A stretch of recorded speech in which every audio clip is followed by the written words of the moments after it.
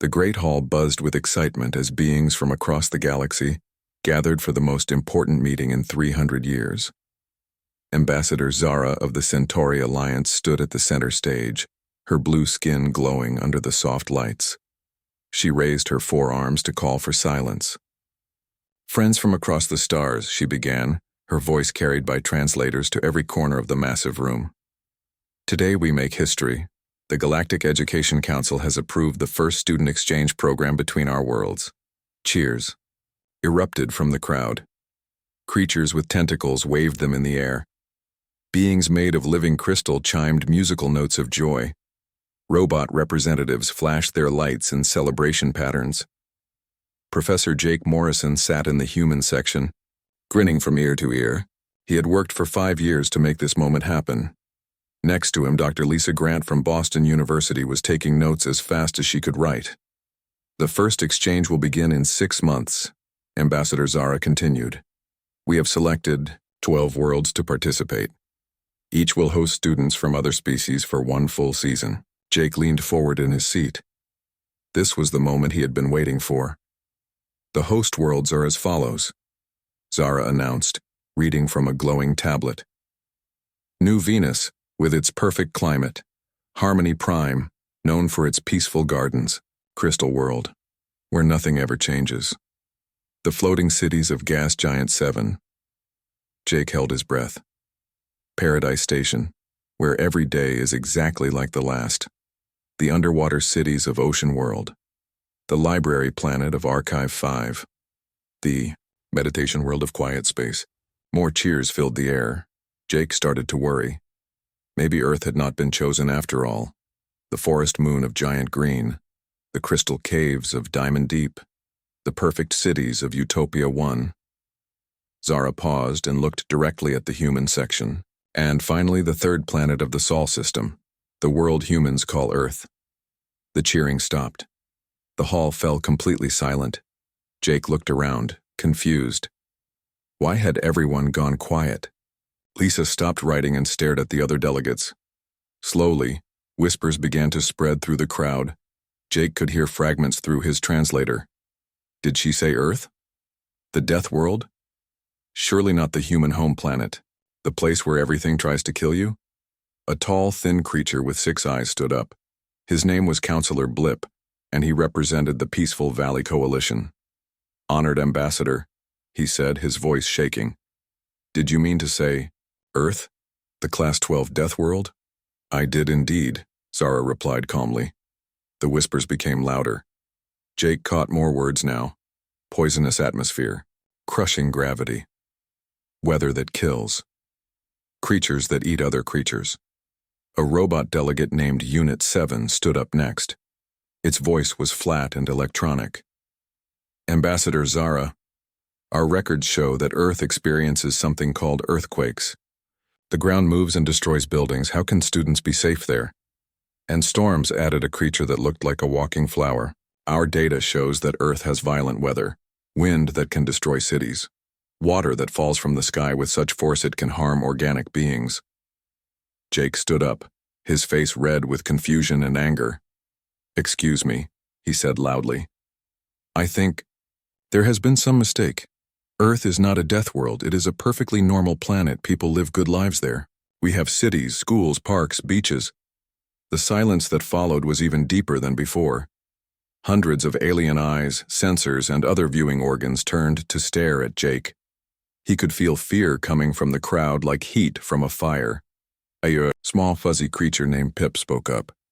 "Human Professor Jake, our scientists have studied your world for many years. The surface temperature changes by dozens of degrees.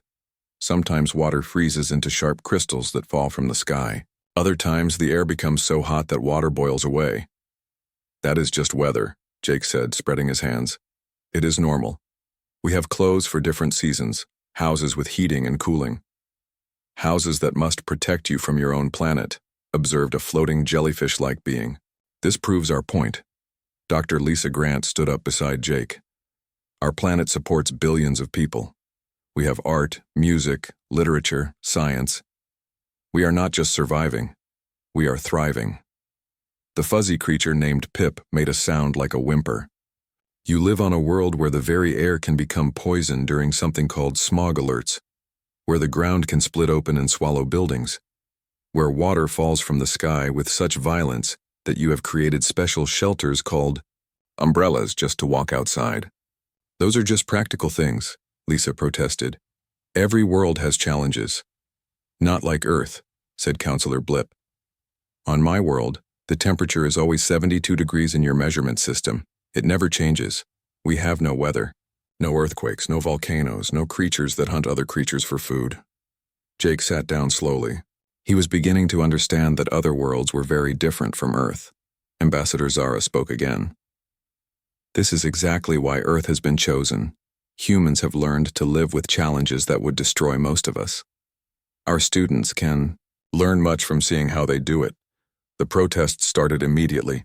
Too dangerous. My students would not survive. The insurance costs alone. What if they catch one of the human diseases? A crystalline being that sparkled like a diamond raised what might have been a hand. Ambassador, humans carry millions of tiny life forms inside their bodies. They call them bacteria and viruses. Many of these would kill our students instantly. And they breathe poison, added the robot. Oxygen is toxic to 60% of galactic species. The gravity would crush our lighter species, said the floating jellyfish, and the atmospheric pressure would squeeze our gas-based life forms into nothing. Jake looked at Lisa. I never thought about it this way, he whispered. Ambassador Zara held up her hands again. These concerns are valid. That is why we will start small. Only our most adaptable students will go to Earth. They will wear protective equipment. Human experts will be with them at all times. The debate continued for hours. Species after species listed the dangers of Earth. Jake heard things about his home planet that he had never considered threats. They have creatures called mosquitoes that drink blood. Their oceans have animals larger than our spacecraft. They live with fire as if it were safe. They eat the flesh of other animals. They have plants that can poison you just by touching them. Their star gives off radiation that causes cancer. Finally, Ambassador Zara called for a vote. All in favor of including Earth in the exchange program? The count was close. Barely half the delegates agreed.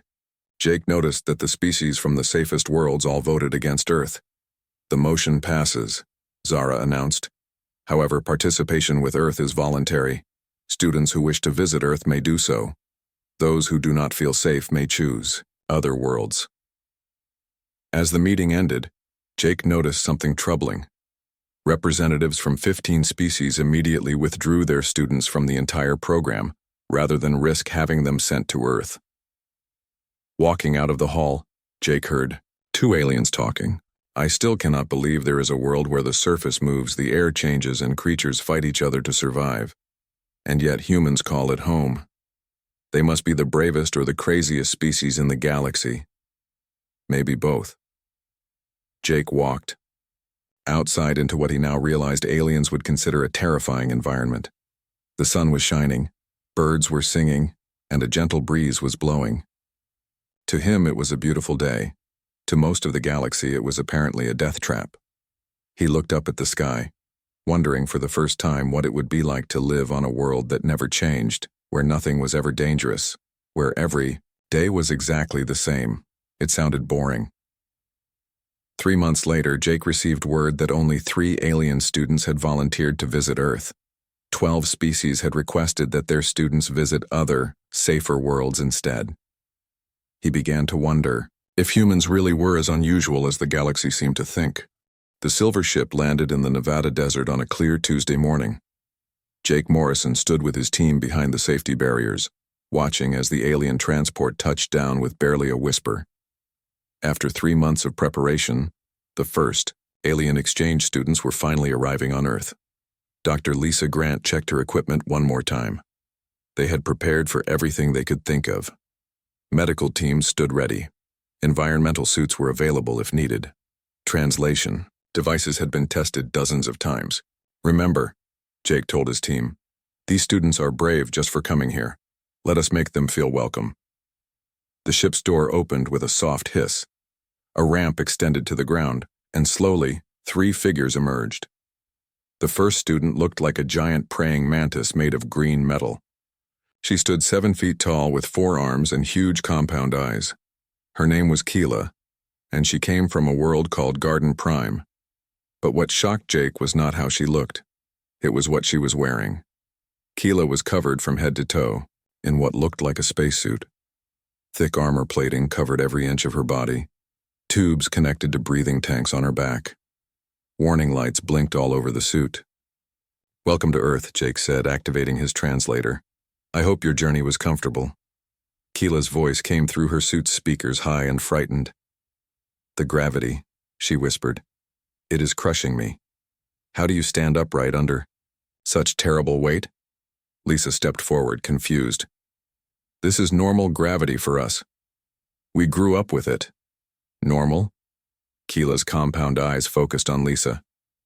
"On my world, I can jump 50 feet in the air. Here, I can barely lift my feet. Your planet is trying to smash me into the ground." The second student emerged from the ship. His name was Vex, and he came from a gas giant's moon.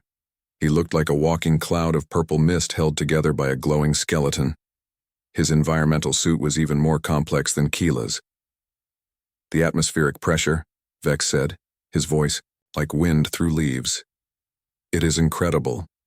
On my world, the air is thin and light. Here it feels like swimming through liquid. How do your lungs not collapse?" "We have always breathed this air," Jake explained. "Our bodies are made for it." "Made for it," Vex repeated. "Yes, you would have to be specially built to survive such crushing atmosphere." The third student was the most beautiful and the most terrified. Her name was Crystal, and she came from a world made entirely of living gems. She looked like a person, carved from blue diamond, but she was shaking so hard that light scattered from her in all directions. "The ground," she said, her voice like breaking glass. "The ground is alive." Jake looked down at the desert sand beneath their feet. "What do you mean?" "I can sense them," Crystal said, backing toward the ship. "Millions upon millions of tiny life forms. In the dirt, in the air, everywhere. They are fighting and dying, and eating each other every moment. The surface of your world is a battlefield." Lisa knelt down and picked up a handful of sand. "These are just microorganisms, bacteria, tiny insects, plant matter. They are part of nature." "Part of nature?" Crystal echoed. "You live on top of constant war, life consuming life consuming life. On my world, the surface is clean crystal, pure, peaceful. Nothing dies because nothing needs to eat anything else." "But how do things grow?" Jake asked. "We absorb energy from our star directly," Crystal explained. "No death, no consumption, no violence." Keela was scanning the horizon with instruments built into her suit. "I detect large moving life forms in the distance. Are those the creatures you call cattle?" "Yes," Lisa said. "They are harmless. They eat grass." "They eat," Keela repeated. "Living things consuming other living things. On my world, we also absorb energy from our star. The concept of eating is difficult to understand." Vex was studying the sky. "Your star is very active. It sends out radiation that would kill most species. How do you protect yourselves?" "Sunscreen," Jake said. "Hats.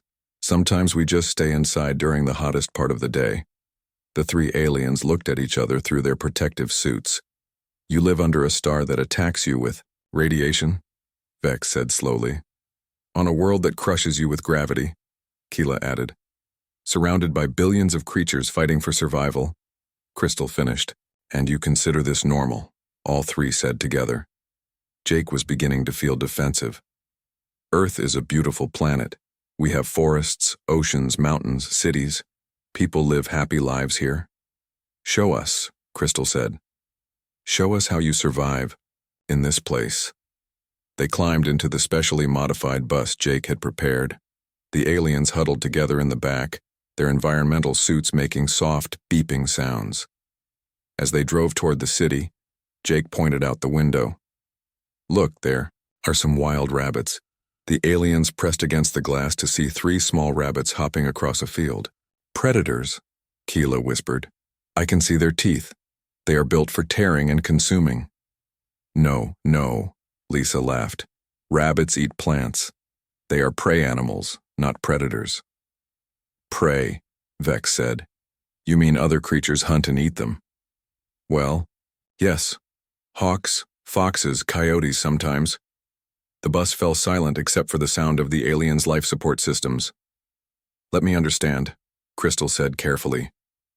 Those small creatures live their entire lives knowing that larger creatures are hunting them, and the larger creatures must hunt to survive, Keela added.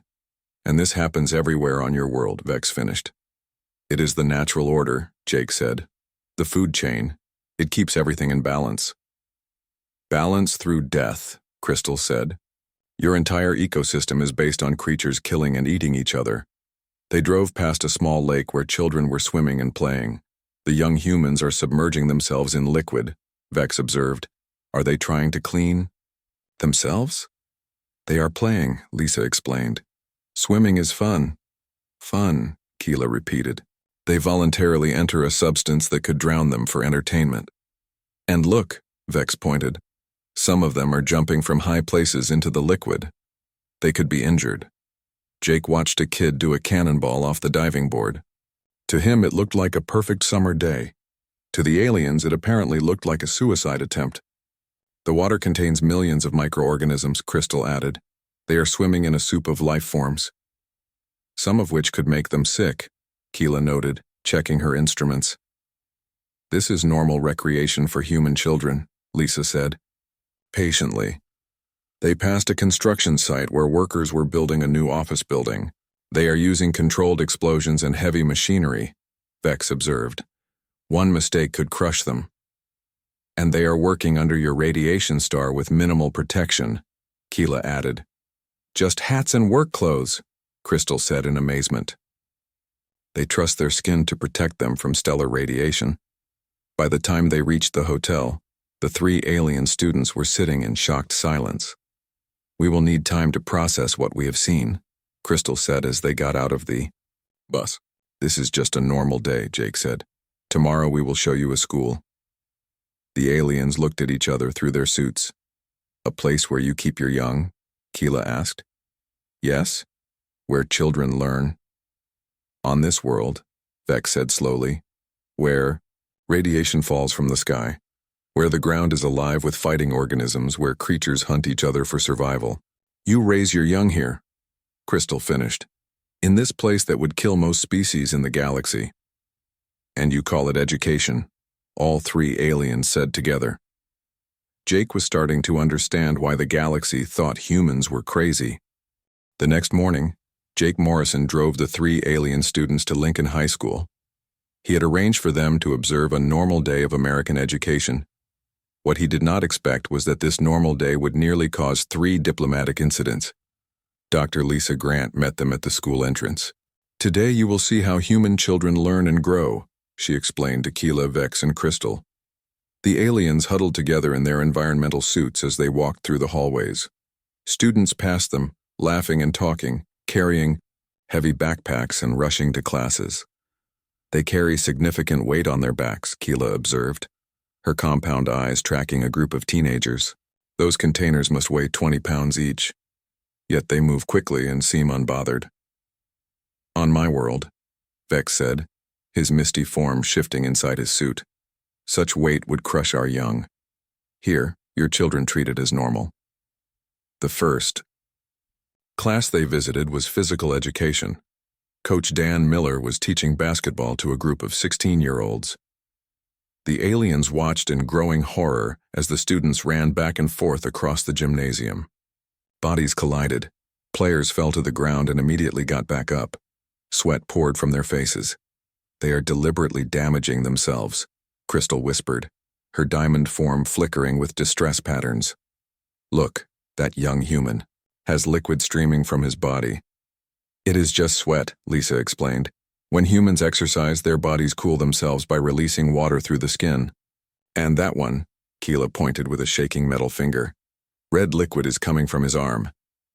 Jake looked and saw that Tommy Rodriguez had scraped his elbow on the gymnasium floor. It is just a small cut. He will be fine. But Tommy did not stop playing. He wiped the blood on his shirt and kept running after the ball. He continues the activity while injured, Vex said in amazement. He does not seek medical attention. It is just a scratch, Jake said. Humans heal quickly from minor injuries. The aliens recorded everything. In their reports to their homeworlds, this single basketball game would be described as a ritual combat training exercise where young humans practice absorbing physical damage. Next, they visited the cafeteria during lunchtime. The sight of hundreds of human teenagers eating nearly caused Keela to request emergency evacuation. They consume multiple species in a single meal, she transmitted to her ship in orbit. Plant matter, animal flesh, processed chemicals. Their digestive systems can handle substances that would poison most galactic life forms. Jake watched a student named Amy Peterson eat a hamburger with French fries and a soda. To him, it looked like a normal lunch. To the aliens, it was evidence of humanity's terrifying biological adaptability. The liquid she is consuming, Vex said, studying Amy's Coca-Cola. It contains acids and stimulants. On my world, such substances would dissolve our internal structures. And the processed meat, Crystal added. They have killed another creature, ground its flesh, cooked it with fire, and now consume it for pleasure. It is just a hamburger, Lisa said weakly. But the real shock came in biology class. Mr. Pete Davis was teaching his students about the human immune system. He had no idea that his lesson would become one of the most important scientific documents in galactic history. The human body, Mr. Davis explained cheerfully, is constantly under attack. Thousands of bacteria, viruses, and other pathogens try to invade us every day. Our immune system fights them off without us even knowing. The three alien students huddled closer together. We carry billions of beneficial bacteria in our bodies, Mr. Davis continued. They help us digest food and fight off harmful germs. In a way, humans are walking ecosystems. Crystal's form began pulsing with emergency warning colors. They carry weapons of biological warfare inside their own bodies, she transmitted, and they consider this normal. Each human, Keela added to her report, is a living repository of adapted biological defenses. They do not just survive their world's attempts to kill them. They have incorporated survival mechanisms into their genetic structure. The lesson continued. Mr. Davis showed pictures of white blood cells attacking viruses. He explained how the human body could develop immunity to diseases that had killed thousands in the past. Your species, Vex said to Jake after class, has turned biological warfare into an art form. You adapt to threats by becoming stronger. We just have good immune systems, Jake replied. But the breaking point came during what should have been the most ordinary part of the day. Between classes, a student named Bobby Clark tripped while running up the stairs. He tumbled down 15 concrete steps, landing hard at the bottom. The aliens prepared to witness the first human death of their visit. Instead, Bobby got up, brushed off his clothes, and continued to his next class with only a few bruises and a scraped knee. The silence from the alien students lasted for several minutes. He survived a fall that would have killed most galactic species, Vex finally said. His bone density, muscle reactions, pain tolerance, they are all adapted for survival in an environment that regularly tries to destroy its inhabitants. And his social group barely noticed, Crystal added. They expect this level of resilience. Physical damage that would hospitalize our young is considered minor to them. Keela was taking detailed scans of the stairway. Concrete steps with metal edges, no safety barriers, no warning signs. Human young navigate such hazards dozens of times per day. Every day, Jake corrected. They use these stairs every day. The three aliens looked at him as if he had just claimed that human children juggled fire for breakfast. During the final class of the day, they observed a chemistry lesson. Mrs. Carol White was teaching students about acids and bases. She demonstrated by mixing hydrochloric acid with sodium hydroxide. She is creating controlled chemical reactions, Keela reported, in a room full of young humans, with minimal safety equipment. Those substances could cause severe burns, Vex added. Yet the human young observe without protective suits. Just safety goggles, Crystal noted. They trust thin pieces of plastic to protect their optical organs. After school, Jake drove them back to their hotel. The aliens sat in complete silence for the entire trip. Finally, Crystal spoke. "Professor Morrison, we need to ask you something." "Important." "Of course. Do you consider today unusual in any way?" Jake thought about it. No, it was a pretty normal day, maybe quieter than usual actually. The three aliens looked at each other through their environmental suits. "A normal day," Keela repeated. "Physical combat training for the young," Vex said. "Consumption of multiple toxic substances," Crystal added. "Biological weapons carried in every body," Keela continued. "Survival of injuries that would kill most species," Vex noted. "Navigation of dangerous architecture," Crystal finished. "And controlled chemical warfare in educational settings," all three said together. "You call this normal," they concluded. Jake was beginning to understand that human normal was galactic insane. That night, the three alien students transmitted their daily reports to their home worlds. Each report was immediately classified as critical intelligence and forwarded to the highest levels of their governments. The galaxy was starting to realize that humans were not just survivors of a death world, they were something far more terrifying. They were a species that had made peace with danger and turned survival into an art form. By the end of the first week, the alien students were showing signs of severe psychological stress. Jake Morrison noticed that Keela had stopped eating entirely, surviving only on nutrient supplements from her ship. Vex had requested additional protection equipment 3 times. Crystal had begun sleeping in her environmental suit. Dr. Lisa Grant was worried. "Maybe we should slow down the program," she suggested during their morning meeting. "No," Crystal said firmly. "We must understand. Our people need to know how humans survive here." The breaking point came during what humans considered a routine morning activity, watching the weather report. Meteorologist Nancy Williams appeared on the hotel television screen with her usual cheerful smile. "Good morning, everyone. We have an exciting weather pattern moving in this weekend. Saturday brings a chance of severe thunderstorms with possible hail and winds up to 70 miles per hour. Lightning activity will be high, so remember to stay indoors if you hear thunder." Keela's environmental suit immediately began flashing red warning lights. Emergency alerts filled her helmet display. "The atmosphere is becoming weaponized," she transmitted frantically to her ship in orbit. "Electrical discharges of millions of volts. Frozen projectiles falling from the sky at terminal velocity. Wind speeds that could destroy most galactic architecture and the humans," Vex added, his misty form swirling with agitation. "They speak of this as if it were entertainment. She said it would be exciting." The weather woman continued. "Sunday looks much better, folks. Only a 30% chance of rain and temperatures in the comfortable 70s. Perfect weather for outdoor activities." Crystal's diamond form was now pulsing with distress patterns so bright they hurt to look at. "Only 30% chance of water falling from the sky," she repeated. "They consider the possibility of being struck by falling liquid as comfortable conditions." Jake tried to calm them down. "It is just weather. We have buildings to protect us. Most storms pass quickly." "Just weather," Keela echoed. "You have normalized environmental warfare." Lisa showed them a weather app on her phone. "Look, we can track storms and prepare for them. Science helps us stay safe." But this made things worse. The aliens saw dozens of weather alerts, tornado warnings, flash flood watches, heat advisories, winter storm alerts. "Your planet is constantly trying to kill you," Vex observed. "And you have created technology specifically to predict its attacks." "Not attacks," Jake protested. "Natural weather patterns. You have different words for the same phenomenon," Crystal noted. "You call attempted murder by your environment natural patterns." The situation got worse when Jake showed them human recreational activities. He thought it might help them understand human culture better. He was wrong. First, he showed them surfing videos. The aliens watched in horror as humans deliberately threw themselves into moving walls of water. "They enter the liquid chaos voluntarily," Keela said.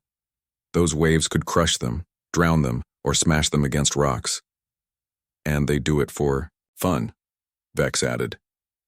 "Recreation, entertainment."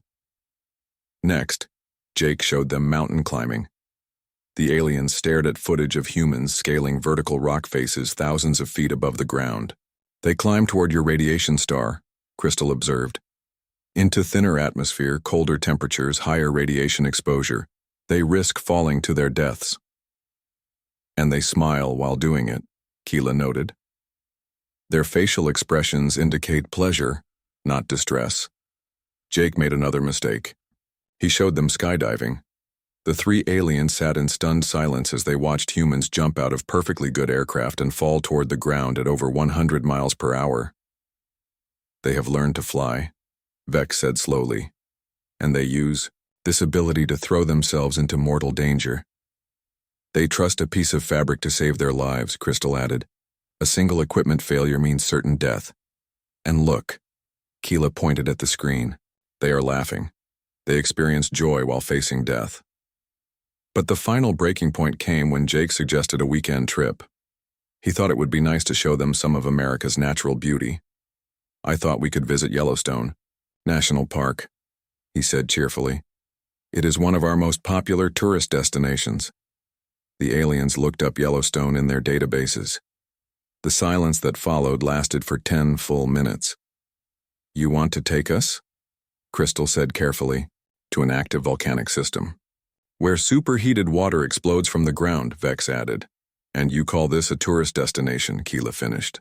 Jake nodded enthusiastically. Old Faithful erupts about every 90 minutes. It is really impressive to watch. Tourist. Destination, Crystal repeated. You bring your families to observe controlled geological violence. And you named the explosive water feature, Vex noted.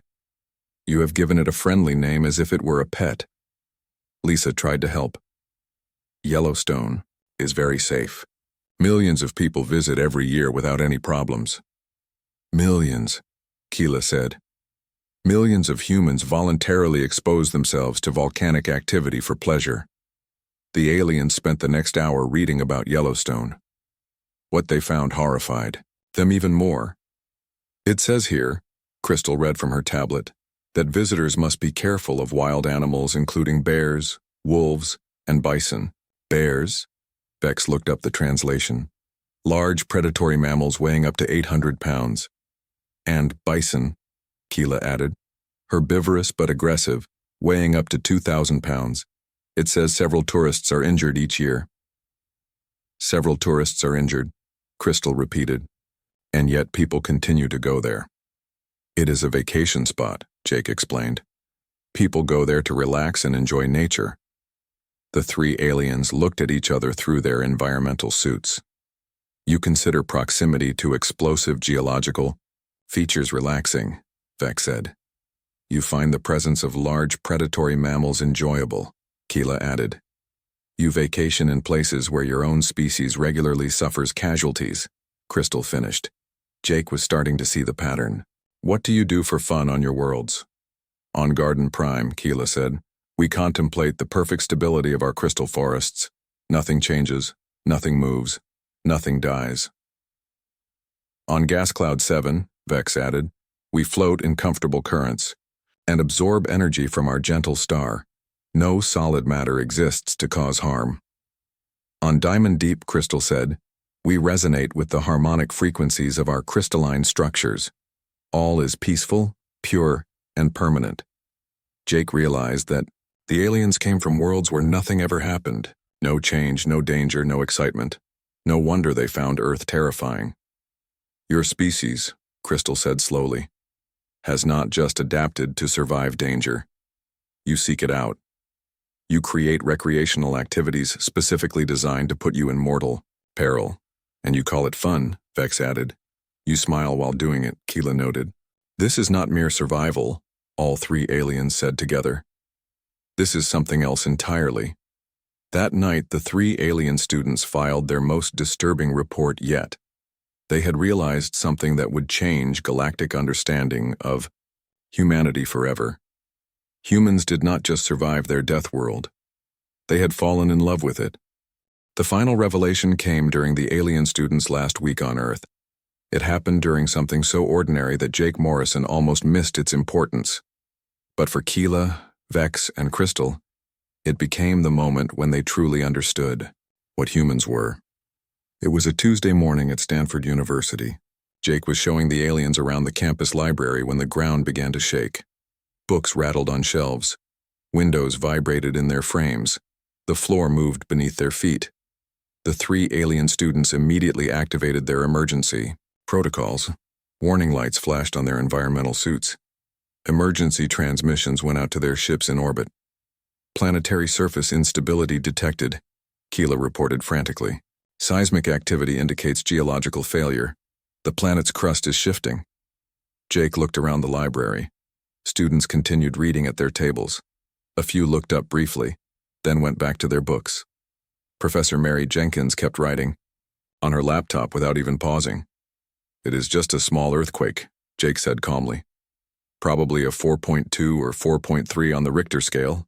Nothing to worry about." The shaking stopped after about 30 seconds. Life in the library returned to normal. Immediately, Vex's misty form was swirling with confusion inside his suit. "The surface of your planet just moved. The ground shifted beneath our feet. This is a catastrophic geological event." "Not really," Lisa Grant said, walking over to join them.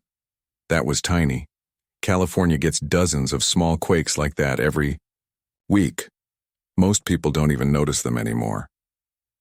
"Most people don't notice," Crystal repeated, her diamond form flickering with amazement. "Your species has become so adapted to planetary instability that you ignore it." The aliens spent the next hour studying the earthquake data. What they found changed everything they thought they knew about humans. "According to these records," Keela said, reading from her tablet, "your planet experiences over 1 million earthquakes per year. And humans have built entire cities in earthquake zones," Vex added. "Los Angeles, San Francisco, Tokyo. Millions of people choose to live in areas of known geological instability. They have developed construction techniques specifically to survive when the ground moves," Crystal noted. "Your buildings are designed to flex and bend rather than break." Jake nodded. "Earthquake engineering. We have learned to build structures that can handle the shaking." "You have adapted your architecture to survive your planet's attacks," Keela observed. But the real understanding came when Crystal asked a simple question. "Professor Morrison, do you fear earthquakes?" Jake thought about it. "Well, big ones can be dangerous. But mostly no. They are just part of living in California. You learn to prepare for them." "You learn to prepare," Vex repeated. "You accept that your planet will try to kill you, and you make plans accordingly." "It is not trying to kill us," Jake protested. "It is just geology, plate tectonics, natural processes." The 3 aliens looked at each other through their environmental suits. Something clicked in their understanding. "You don't see it as an attack," Crystal said slowly. "You see it as normal." "Because to you it is normal," Keela added. "Your entire species has been shaped by constant challenge," Vex finished. Over the next few days, the aliens began putting together a complete picture of human adaptation. They studied everything from human medicine to human architecture to human psychology. "Your medical science," Keela reported to her homeworld, "is based entirely on fighting threats. Bacteria, viruses, cancer, injury, disease. Human doctors are essentially warriors in an ongoing biological war." "Your buildings," Vex added, "are designed to survive earthquakes, hurricanes, floods, fires, and extreme temperatures. Human architects assume their environment will attack the structures they create." "Your psychology," Crystal noted, "includes concepts like courage, resilience, determination, and perseverance. These are survival traits that most galactic species never needed to develop. But the most important discovery came when they studied human culture." "Look at their stories," Crystal said, showing her companions human movies and books. "Every human narrative involves overcoming challenges, facing dangers, surviving against odds. Their heroes," Keela observed, "are individuals who succeed despite terrible circumstances. They celebrate those who endure suffering and emerge stronger." "And their children's education," Vex added, "includes teachings about facing fears, trying new things, and not giving up when things become difficult." Jake found them in the hotel lobby on their last night, working frantically on their final reports. "What will you tell your people about us?" he asked. Crystal looked up from her tablet. the truth, that humans are not just survivors of a death world. You are the ultimate expression of death world evolution. Your planet subjected you to every possible challenge, Keela explained. Predators, diseases, geological instability, atmospheric violence, radiation exposure, resource competition. Any one of these challenges would have destroyed most species. Instead of being destroyed, Vex continued, you adapted. You became stronger. You turned every threat into an opportunity to evolve. Most remarkably, Crystal added, you maintained your humanity. Despite evolving on a world that rewarded only the strong, you developed empathy, compassion, cooperation, and creativity. Jake sat down with them. So what does this mean for the exchange program? The three aliens looked at each other. The program will continue, Keela said, but it will be very different. We understand now that humans are not a primitive species that stumbled into space travel. You are something unprecedented. You are apex survivors, Vex explained, a species that conquered the most hostile planet in known space and called it home. Your planet tried to kill you for millions of years, Crystal said, and you responded by building civilizations, creating art, exploring space, and reaching out to other species with friendship. You turned a death world into a garden, all three aliens said together. The next morning, as their ship prepared to leave, Crystal gave Jake a small crystal sculpture. What does it say? Jake asked, looking at the alien writing carved into its surface. It says, Crystal translated, that somewhere in the galaxy there is a world called Earth. And on that world, impossible things happen every day. She paused. It also says that courage is not the absence of fear. Courage is deciding that something else is more important than fear. And in the margins, she added with what might have been a smile, it says that humans call this Tuesday. After, the ship disappeared into the sky. Jake stood in the Nevada desert thinking about everything that had happened. A gentle breeze was blowing. Birds were singing. The sun was shining. To him, it was just another beautiful day on Earth. To most of the galaxy, it was apparently a daily miracle of survival on the universe's most notorious death world. He decided he could live with that reputation. 3 months later, Jake received word that the Galactic Educational Council had officially reclassified Earth. It was no longer listed as a Class 12 death world. It was now classified as the survival training capital of the galaxy. Applications from alien students had increased by 4,000%.